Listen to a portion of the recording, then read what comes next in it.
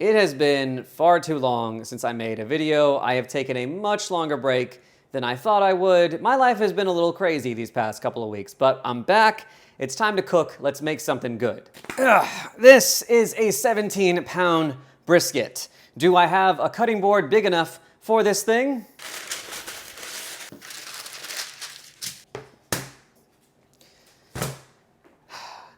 No.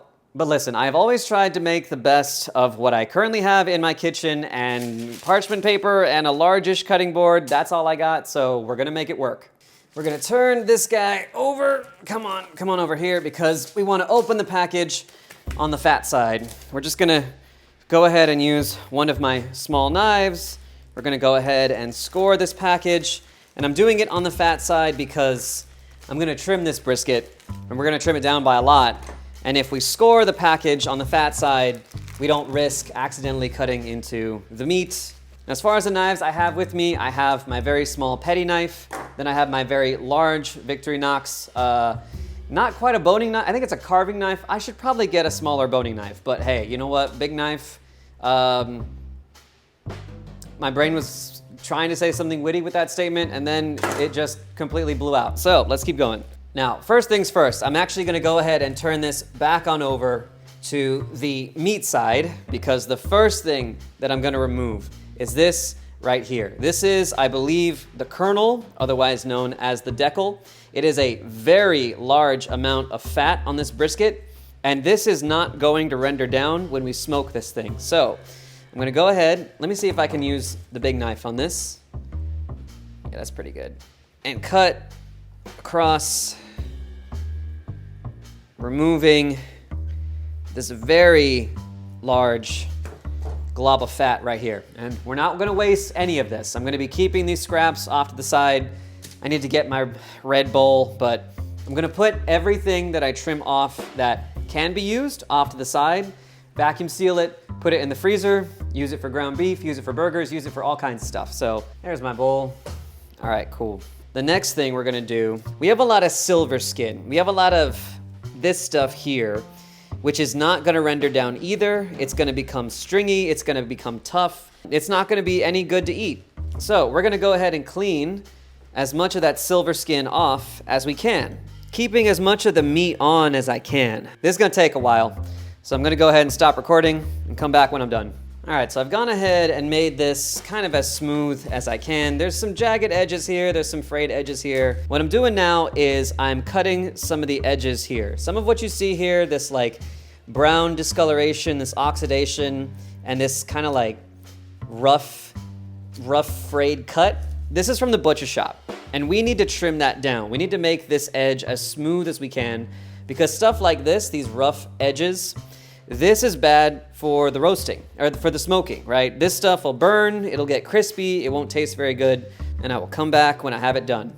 Look at how much fat we have inside the meat here. That's why I'm not too concerned about how much fat I remove, because there is so much fat. I'm gonna move on to getting rid of some of these corners that you see here. Now that I've sort of cut this thing up, I'm starting to develop a really, really sharp corner here, a little bit of a sharp corner over here, and definitely a little bit of some like jagged points up over here, which again, this is the enemy of a really, really good smoked brisket. There is not much meat on this end. It's kind of floppy, and I'm a little worried about this little area here kind of cooking way too fast. So I might actually just go ahead and cut this whole thing off that we see right here. And if I just go straight down, I'm pretty sure I can just remove that the way it is. Let's go ahead and take a look on this side. I'm gonna go ahead, use the big knife, kind of clean this up here. Oh yeah, I mean, look at all that. There is no way in hell that was ever gonna cook all the way down. I might just kind of go straight down.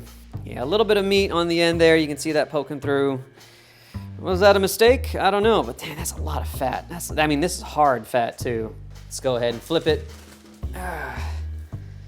And let's see, oh yeah, I got some fat hanging off. We'll go ahead and just immediately. All right, so here's where I'm at. I got a bit of a dilemma here. This right here is where I'm not exactly sure what to do. This is a very large glob of fat, and it's inside the brisket. And I know I have to cut this out because this is definitely not going to cook. Problem is, I don't exactly know what this is. In all the tutorials I've seen for how to trim a brisket, I've never seen them talk about this. So here's what I'm gonna do. I'm gonna try my best to scoop this out, all right? So yeah, I mean, this is definitely not gonna render down. It goes in deep. I'm thinking I might do like a big trim across this. It would be a lot. I mean, I'd be cutting off quite a lot. Oh, I don't want to sacrifice too much meat. I mean, I know I'm going to use the scraps anyway, but... And there are probably people in the comments section right now screaming at me, telling me that I am messing this entire thing up. So, unfortunately, I lost some footage, y'all. You missed out on me trimming out a very large portion of the point to get around this fat cap that you can still see. I mean, I still don't know if that's the right choice, but I don't want to trim down anymore because I feel like if I did anything else to mess with this brisket here, I would be doing more harm than good. And I think I made something that looks pretty good. I mean, it certainly has a very, very nice shape, and this will definitely fit inside my Weber kettle. I put a very heavy layer of kimchi seasoning powder. And for the record, this is the last video that I will be using kimchi powder for. It's been fun using it. And I've been really happy with what this stuff can do. But it's time for us to move on to other fusion recipes. One heavy layer of kimchi seasoning powder all over that I patted down into the meat.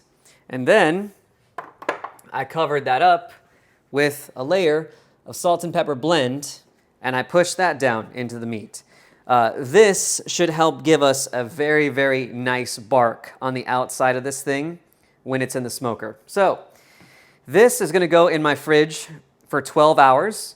My hope is that all the seasoning will sink down into the meat. Maybe the salt will kind of dry out the exterior and make it a little bit sticky at the same time, and that might help the smoke adhere to the outside and give us that really nice crunchy bark that we're looking for. It's just after 7 a.m. It's already hot out here. I've lived in Texas my entire life, and I still get baffled by that every summer.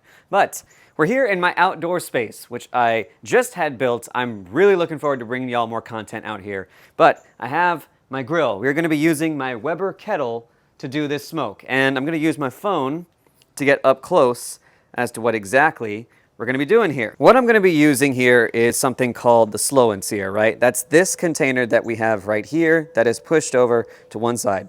You can see that I've put a bunch of charcoal here with some hickory chips on top, and I've left a section of it completely empty. I'm gonna be putting lit charcoal in here, and the idea is that the charcoal will burn its way slowly across and essentially do a snake method.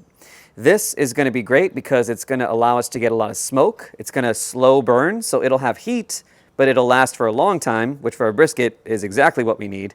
And the top of the grill will have the vent cover here, so the smoke will travel across the brisket, which will be laying here, and give it all that good smoke. If I fold this down, it's hard to see. Let's see if I can get up close. But yeah, you can kind of see. There's a little section of the slow and sear that runs this way. That's a water reservoir. I'm going to fill that with hot water, and that's going to help stabilize temperature and provide moisture. And then lastly, I have this disposable pan. This is going to catch all the drippings of fat from the brisket, and that's good for us because we can use that for all kinds of things, but we can definitely use it for the brisket. We can drench it in tallow before we wrap it in butcher paper, and you know, all that's going to be good flavor. All right, y'all, so you can see I've already got things going. I'm going to take the lid off and show you all what it looks like on the inside. Oh, blast full of smoke in the air. All right, clean that camera off. There we go. So you can see it's fat cap up. This is about an hour in. In 2 hours, I'm going to check on things again. And I just want to take a quick second to point out what the ambient temperature is on the brisket side. So it's creeping up a little bit. It's probably going to hit 225 pretty soon. This is a little bit high for me. I'm going to try to see if I can control the ventilation to bring it down just a bit.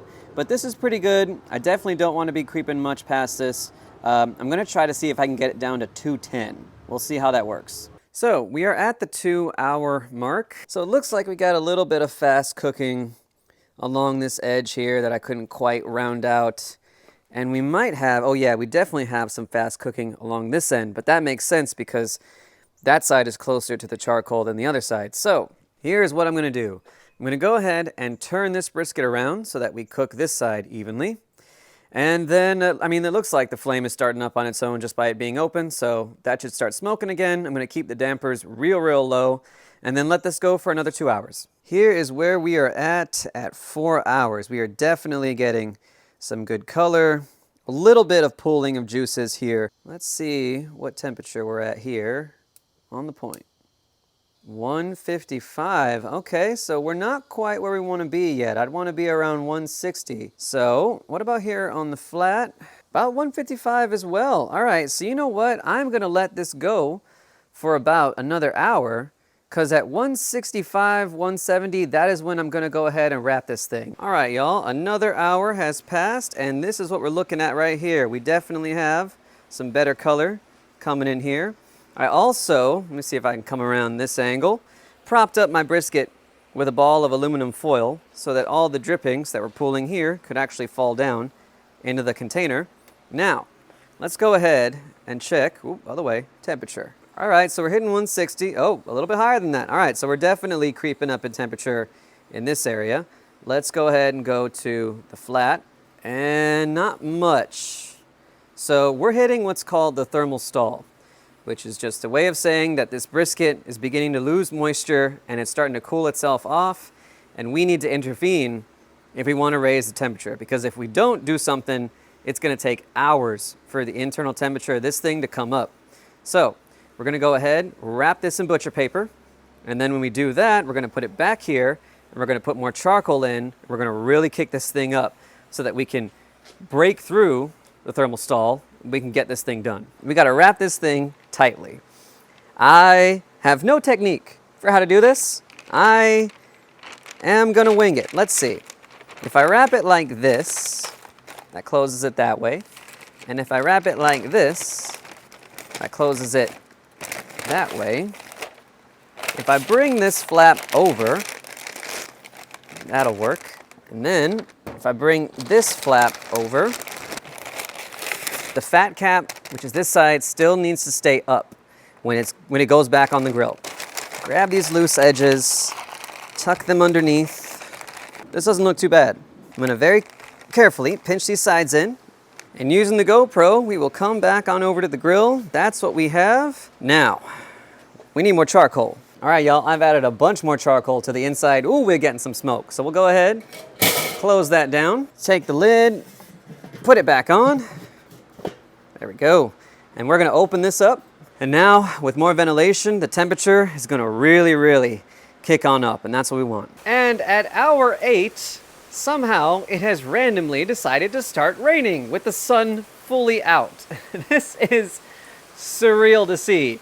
But thankfully, my grill is protected by this small little lip of a roof that is my patio at the moment. So, anyways, update on the cook. We are letting it stay at around 250.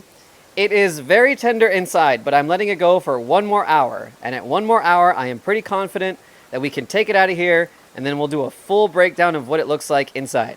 And here we are, everyone, at the 11-hour mark. I think our brisket is done.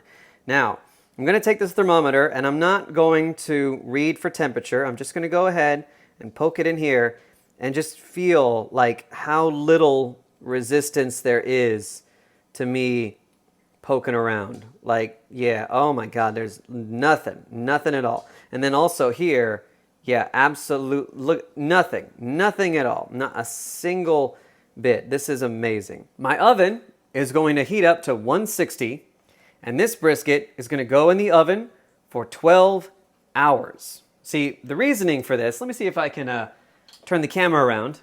You can see it, listen. We've had a lot of mishaps, had a very interesting couple of days with this brisket. This thing needs to rest.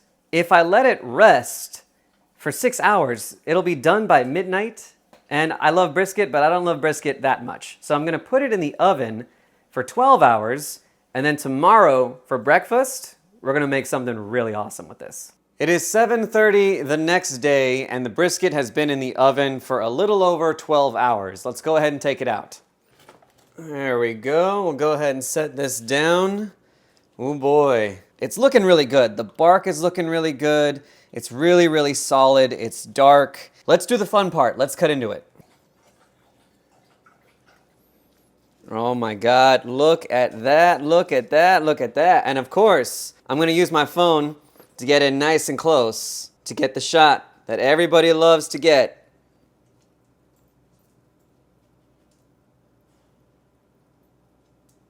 Oh yeah. All right, enough fooling around. Let's get a slice. There we are. Oh, that looks so good. Oh, this edge here. Hold on, let me go ahead and try this. Very good. Now, the big question is, does the kimchi seasoning actually make that much of a difference, and can you even taste it? Let's give it a try.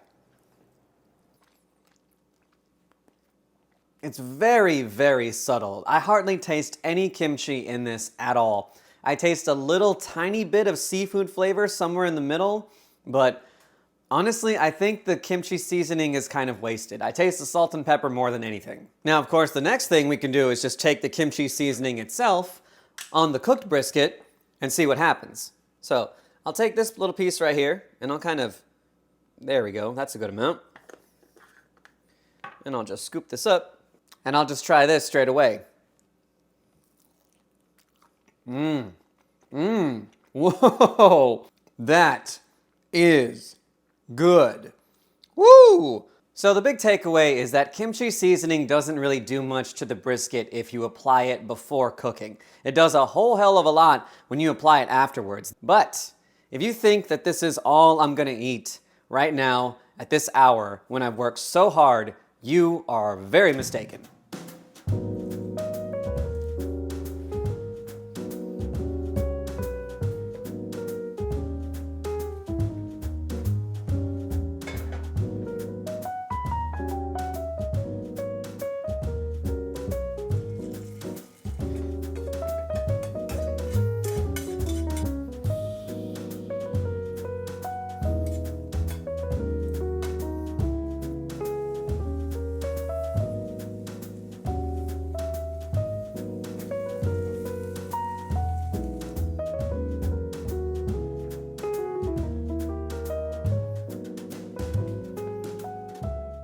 See, now this right here is more my speed.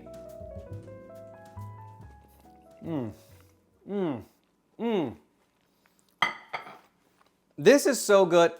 This is good beyond belief. I wish I could give this away. I want to see if I can give this away. I want to call up my neighbors and see if they want some brisket breakfast tacos, because my God, this is amazing. Also, I'm slamming one of these down. I'm being real Mexican today, y'all. Jarritos, it's the best. Es la mejor soda para mi gente así. All the Texas and Mexican parts of me right now feel very happy. So, I've learned a lot over the course of this crazy experiment. And I hope you have too. And I definitely need to make some more briskets. I definitely need some practice with the trimming. Maybe I'll make another video in the future where I do that. But with all of this being done, until we see each other again, go cook something amazing, and I will see you next time.